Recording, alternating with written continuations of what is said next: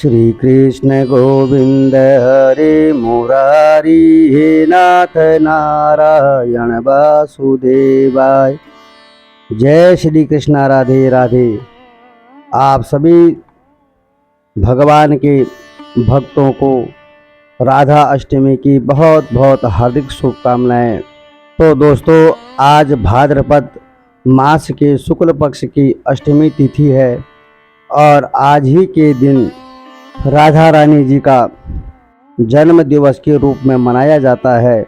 और मित्रों, राधा अष्टमी का पवित्र त्यौहार संसार में श्री राधा जैसी भाग्यवान स्त्री कोई नहीं है, जिनके स्वामी तीन लोकों के स्वामी हैं, जगत के पालनहार हैं, जगत के कल्याण करने वाले हैं, सबके रक्षक हैं। ऐसे श्री राधा स्वामी जी को बारंबार प्रणाम करते हैं। भगवान श्री कृष्ण सदैव उनके कंधों पर गलबैयाँ डाले रहते हैं और अपनी पत्नी से अति प्रेम करते हैं। जहाँ भी श्री राधा जी जाती हैं, भगवान श्री कृष्ण उनके अधीन होकर हमेशा उनके साथ साथ जाते हैं। भगवान श्री कृष्ण के वाम भाग से प्रकट हुई श्री राधा जी ने कठिन तप, प्रेम और सेवा करके ही भगवान श्री कृष्ण को प्राप्त किया है और श्री कृष्ण के प्रेम की स्वामिनी बनी है और उन्हें अपने प्राणों से भी अधिक प्रिय मानती है, उन्हें बहुत प्यार करती है। तो दोस्तों, आज मैं आपको सुना रहा हूँ राधा अष्टमी के दिन सुनी जाने वाली परम पवित्र और बड़ी ही दुर्लभ कथाएं। तो इन कथाओं को बड़ी ही श्रद्धा से प्रसन्नचित्त और खुश होकर के अवश्य अपने मन में अच्छे विचार ला करके सुनिए। और कथाओं के सुनने से मनुष्यों के सभी प्रकार के पाप दूर हो जाते हैं, नाना प्रकार की मनवांछित फल की प्राप्ति होती है। जैसा पूर्ण फल चाहोगे वैसा ही पूर्ण फल प्राप्त होगा। भगवान के प्रति समर्पित भाव होकर के जो इस कथा को सुनता है, उनके सभी कष्ट दूर हो जाते हैं।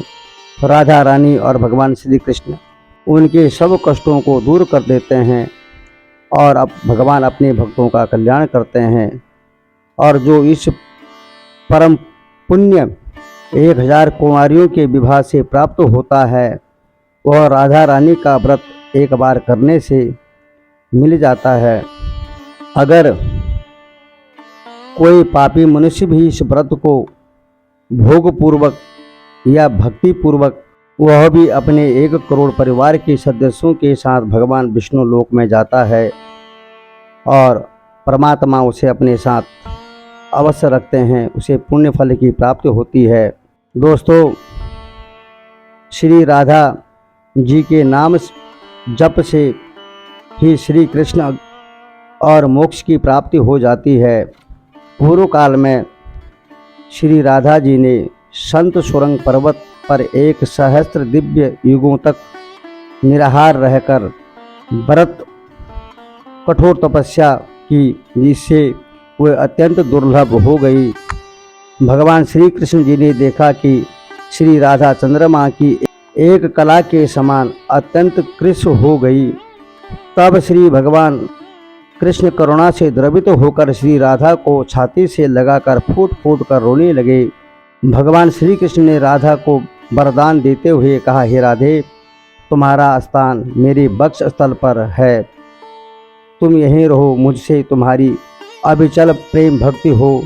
सौभाग्यमान प्रेम गौरव की दृष्टि से तुम मेरे लिए सबसे श्रेष्ठ हो और सर्वाधिक प्रियतमा बनी रहो। मैं तुम्हें बहुत प्रेम करता हूँ तुमसे और तुम मेरी अर्धांगिनी बनो। संसार की समस्त युवतियों में तुम्हारा सबसे ऊंचा स्थान है। मैं सदा तुम्हारे गुण गाता रहूँगा, तुम्हारे प्रेम के गुणगान करता रहूँगा और तुम्हारी पूजा करूँगा। तुम सदा मुझे अपने जीवन के अधीन समझो। मैं तुम्हारे प्रत्येक आज्ञा का पालन करने के लिए मैं बाध्य रहूँगा। जैसे आभूषण शरीर की शोभा को बढ़ाते हैं, उसी प्रकार तुम भी मेरी शोभा को बढ़ाते हो। तुम्हारे बगैर मेरा कुछ नहीं है। भगवान श्री कृष्ण जी कहते हैं, श्री राधा मेरी परम आत्मा है, तुम ही मेरी सब कुछ हो, मेरा जीवन है। श्री राधा से ही प्रेम प्राप्त करके मैं उस प्रेम को अपने भक्तों में बांटता हूँ। भगवान श्री कृष्ण की सेवा से ही श्री राधा जी ने सबसे अधिक मनोहर रूप, सौभाग्यमान, गौरव तथा श्री कृष्ण के हृदय स्थल में स्थान, उनका पवित्र तत्व प्राप्त किया था। वृंदावन लीला अपनी अलौकिक दृष्टि से श्री कृष्ण जी 11 वर्ष की अवस्था में ही ब्रज का त्याग करके मथुरा आ गए थे और इतनी छोटी अवस्था में स्त्रियों के साथ प्रणय की बात कल्पना में भी नहीं आती और अलौकिक जगत में श्री राधा कृष्ण दोनों सर्वथा एक ही हैं। फिर भगवान ने ब्रह्मा जी को राधा के दिव्य विग्रह का दर्शन कराने का वरदान दिया। उसकी पूर्ति के लिए उन्होंने ब्रह्मा जी को एकांत वन में श्री राधा के दर्शन कराए और वहीं ब्रह्मा जी के द्वारा रसराज कृष्ण और महाभाव रूपी राधा का विवाह लीला भी संपन्न हुआ। ये विवाहिता श्री राधा जी सदैव ही भगवान श्री कृष्ण के संग रहती, भगवान से दूर नहीं हो सकती और हमेशा भगवान के हृदय में बसी रहती, परंतु छिपी रहती है। केवल श्री कृष्ण की कृपा होने पर ही साधक को इस युगल जोड़ी के दुर्लभ दर्शन होते हैं।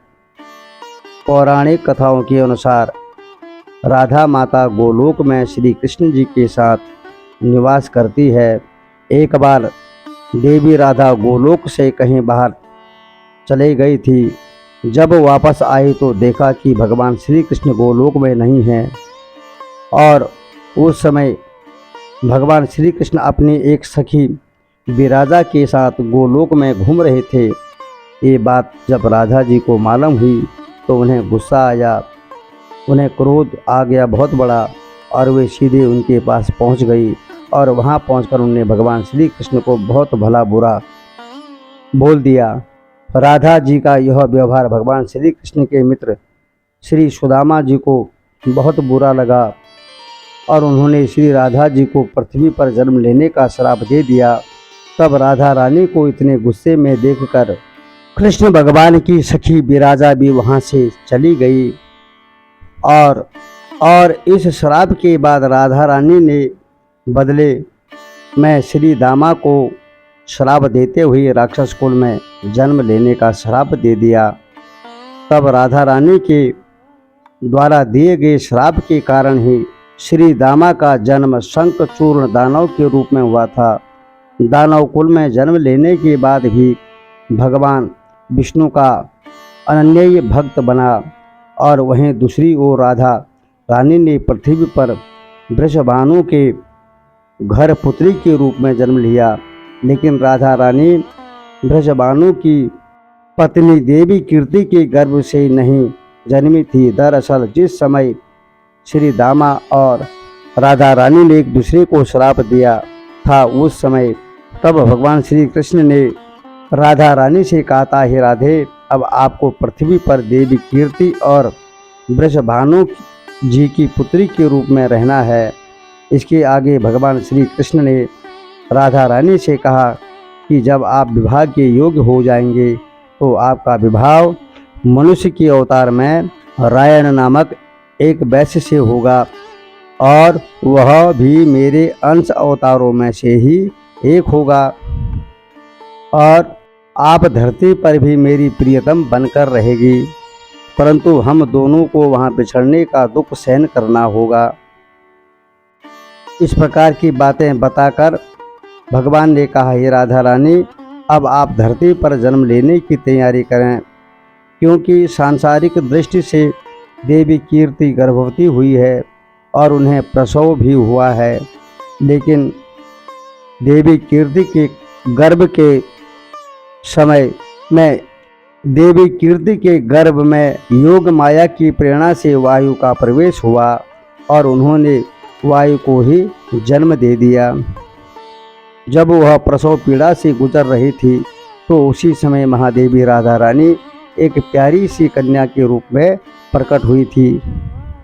और उस दिन राधा रानी प्रकट हुई वह भाद्रपद शुक्ल पक्ष की अष्टमी का दिन था, इसलिए भाद्रपद शुक्ल पक्ष अष्टमी को राधा रानी अष्टमी के रूप में उनका प्राकट्य दिवस माना जाता है। इस दिन भगवान श्री कृष्ण और राधा रानी की पूजा की जाती है और उनके पूजा करने से सभी प्रकार के सांसारिक दुख दूर हो जाते हैं, कष्ट दूर हो जाते हैं, सुख समृद्धि प्राप्त होती है और जीवन में हमेशा सुख और आनंद प्राप्त होते हैं। ऐसा जो है कहा गया है।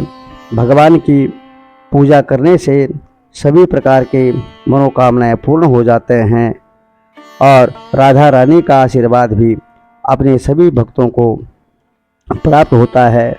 और आज ही के दिन भगवान के भक्त सभी राधा अष्टमी का व्रत और पर्व त्यौहार बड़े धूमधाम के साथ मनाते हैं और कथा सुनते हैं, भगवान को हमेशा याद करते हैं, अपने परिवार की कुशल और प्रेम भगवान श्री कृष्ण और राधा जी की प्रेम कहानी का वर्णन करते हैं, उनके गुणगान करते हैं, उनके दर्शन करते हैं मंदिरों में जा कर के।